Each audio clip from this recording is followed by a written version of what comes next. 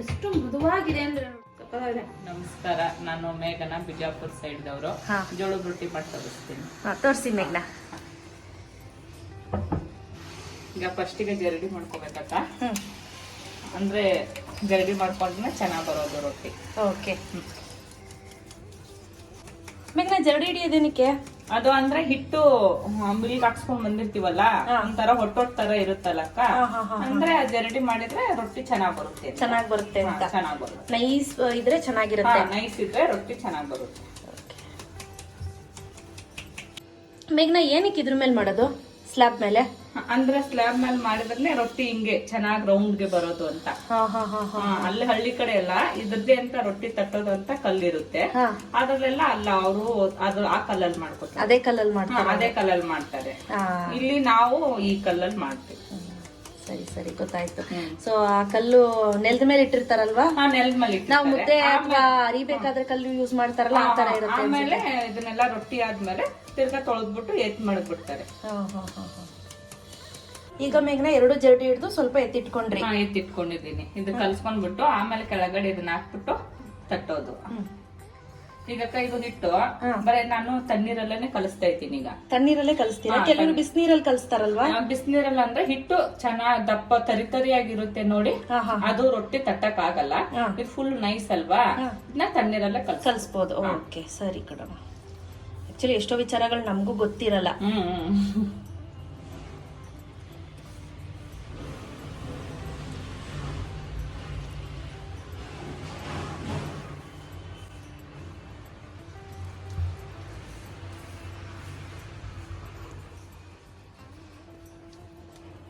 ಅಂದ್ರೆ ಗಟ್ಟಿ ಕಲ್ಸ್ಕೋಬೇಕಾ?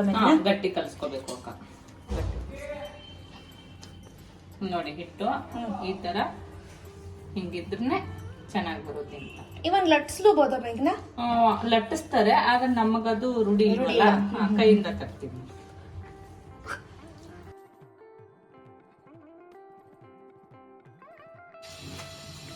ಈಗ ಚೆನ್ನಾಗಿ ನಾದ್ಬೇಕಾ ಮೇಘನ? ಚೆನ್ನಾಗಿ ನಾದ್ಬೇಕು ಅಕ್ಕ. ಮಾಡಿದ್ರೆ ರೊಟ್ಟಿ ಚೆನ್ನಾಗಿ ಬರುತ್ತೆ.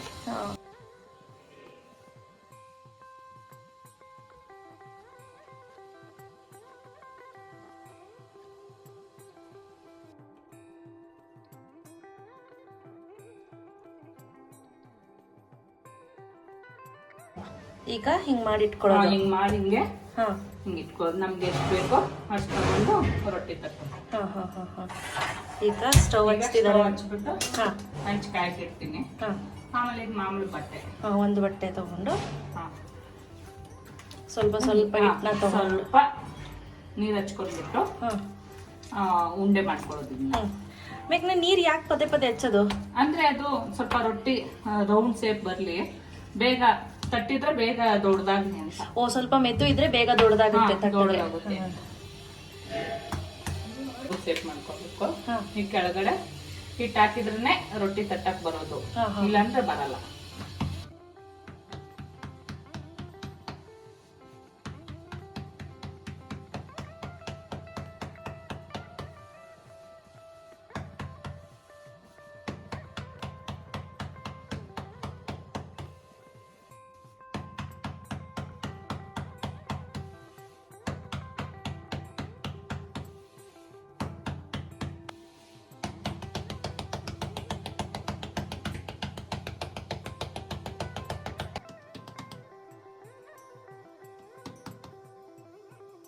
ಸೈಡು ಕಿತ್ತೋಯ್ತು ಅಂದ್ರೆ ಹಿಂಗ ಹಂಗಂಗೆ ಇದ್ ಮಾಡ್ಕೊಳ್ಳೋದು. ಈಗ ಹಂಚ ಮೇಲೆ ಹಾಕ್ತೀನಕ್ಕ.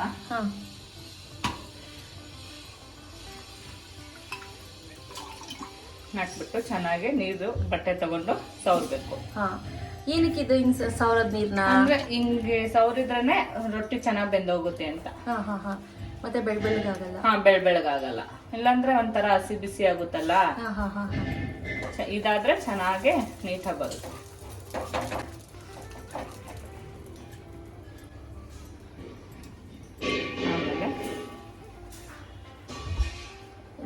ಆಮೇಲೆ ಸೈಡ್ ಮಾಡಿಸ್ಬಿಟ್ಟು ಚೆನ್ನಾಗಿ ಬೆಂದೋದ್ಮೇಲೆ ಇದನ್ನ ಮಾಡೋದು. ಏನೊಂದು 10 ನಿಮಿಷದಲ್ಲೆಲ್ಲ ಆಗ್ಬಿಡುತ್ತಲ್ಲ? ಒಂದ್ 10 ನಿಮಿಷ ಸಾಕು. 10 ನಿಮಿಷ ಸಾಕು. 10 ನಿಮಿಷ ಸಾಕು. ಅಷ್ಟರಲ್ಲೇ ಎಲ್ಲ ರೊಟ್ಟಿ ಮಾಡ್ತೀರಾ? ಅಷ್ಟರಲ್ಲೆಲ್ಲ ರೊಟ್ಟಿ ಮಾಡ್ತೀವಿ. ಈಗ ಆಗೈತೆ ಅಕ್ಕ, ಎತ್ಕೊಂಡ್ ಬಿಡೋಣ. ಹಾ ಹಾ ಸೊ ಇಷ್ಟಾದ್ರೆ ಸಾಕಾ ಮೇಘ್ನ? ಇಷ್ಟ ಆದ್ರೆ ಸಾಕು. ಇನ್ನು ಜಾಸ್ತಿನೂ ಬೇಯಿಸ್ಕೋಬಹುದಾ? ಇನ್ನು ಬೇಕಂದ್ರೆ ಇನ್ನ ಜಾಸ್ತಿ ಬೇಯಿಸ್ಕೋ. ಸರಿ ಕಣಪ್ಪ. ರೆಡಿ ಆಗಿದೆ ಅಕ್ಕ, ಟೇಸ್ಟ್ ಮಾಡಿ.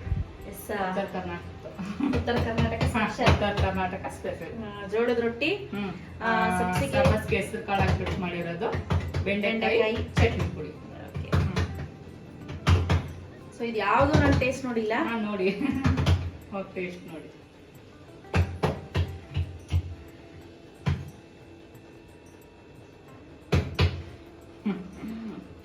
ಎಷ್ಟು ಮೃದುವಾಗಿದೆ ಅಂದ್ರೆ ರೊಟ್ಟಿ. ಹೌದು, ಹಂಗೆ ನಮ್ಗೆ ಎಲ್ಲಾರ ಟ್ರಿಪ್ ಹೋಗುವಾಗ ಗಟ್ಟಿ ತರ ಬೇಕು ಅಂದ್ರೆ 1 ವಾರ 15 ದಿನ ಅಂದ್ರೆ ನಾವು ಅದನ್ನ ತೆಳ್ಳಗೆ ಮಾಡ್ಬಿಟ್ಟು ಕಿಚ್ಚು ಕೆಂಡದ ಮೇಲೆ ಸುಟ್ಬಿಟ್ಟು ತಗೊಂಡು ಹೋಗ್ಬೋದು. ನನ್ನ ಮಗಳಿಗೆ ಬೆಂಡೆಕಾಯಿ ಅಂದ್ರೆ ಸಿಕ್ಕಾಪಟ್ಟೆ ಇಷ್ಟ. ಹೌದಾ? ಆಯ್ತಪ್ಪ. ಇದು ಚಟ್ನಿ ಪುಡಿ ಏನವಾ? ಚಟ್ನಿ. ಇದೇಂತ ಚಟ್ನಿ ಪುಡಿ? ಕಡಲೆ ಬೀಜ ಉದ್ಬಿಟ್ಟು ಮಾಡ್ತಾರೆ. ಒಳಕಲ್ಲಲ್ಲಿ ಕುಟ್ ಮಾಡಿರೋದು. ಒಳಕಲ್ಲಲ್ಲಿ ಜಾಸ್ತಿ ಮಾಡಿರೋದು. ಚೆನ್ನಾಗಿದೆ. ಚೆನ್ನಾಗಿದೆಯಾ? ಸಕ್ಕತ್ತಾಗಿದೆ. ನಿಜವಾಗ್ಲೂ ಸೂಪರ್ ಆಗಿದೆ, ತುಂಬಾನೇ ರುಚಿಯಾಗಿ ಬಂದಿದೆ. ಥ್ಯಾಂಕ್ಸ್ ಪಾ. ಸೊ ನೋಡಿದ್ರಿ ಅಲ್ವಾ ಇವತ್ತಿನ ವಿಡಿಯೋ, ನಿಮ್ಗೆಲ್ಲರಿಗೂ ಹೆಲ್ಪ್ಫುಲ್ ಅಂತ ಅನ್ಕೊಳ್ತೀನಿ. ಬಿಜಾಪುರ್ ಉತ್ತರ ಕರ್ನಾಟಕದ ಸ್ಪೆಷಲ್ ಜೋಳದ ರೊಟ್ಟಿ, ಸಬ್ಬಸಿಗೆ ಸೊಪ್ಪಿನ ಪಲ್ಯ, ಬೆಂಡೆಕಾಯಿ ಪಲ್ಯ ಹಾಗೂ ಕಡಲೆಬೀಜ ಚಟ್ನಿ ಪುಡಿ. Thank you. ಇವತ್ತಿನ ವಿಡಿಯೋ ನಿಮ್ಗೆಲ್ಲರಿಗೂ ಇಷ್ಟ ಆಗಿದೆ ಅಂತ ಅನ್ಕೊಳ್ತೀನಿ. ಇಷ್ಟ ಆಗಿತ್ತು ಅಂದ್ರೆ ಪ್ಲೀಸ್ ಒಂದು ಲೈಕ್ ಮಾಡಿ, ಶೇರ್ ಮಾಡಿ, ಕಾಮೆಂಟ್ ಮಾಡೋದು ಮರಿಬೇಡಿ. Thank you. Thanks for watching. Bye.